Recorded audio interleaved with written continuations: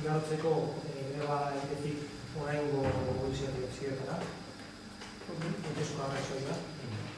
Bueno, nik dut, hemen goberti sindikatuentzat funtsezko arrazoi bat izan dela ikustea nola gobernu honek hauteskunde edo kanpaina elektoral baten baitan erabiltzen ari den zerbitzu publikoen inguruko diskurtso bat, nun sinesgarria ez den guretzat, baina nahasmendu dexente sortu du.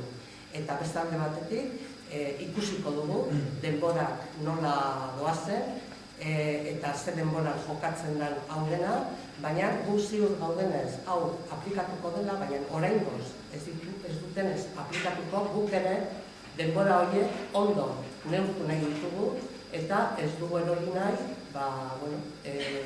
erantzun desegokietan, momentu desegokietan. Beraz, iruditzen zaigu mobilizazioekin jarraitu, baina guk erabakiko dugula antzerki hau noiz amaitzen duten, zer ziur gaude murrizketa aplikatuko direla, eta hori izan da funtsean gure arrazoia birplantatzeko ez mobilizazioak, baina bai greba gure indarrak nolabait gordetzeko eta neurtzeko.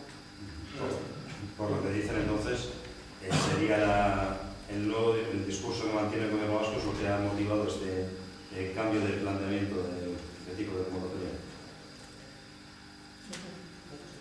Bueno, nosotros entendemos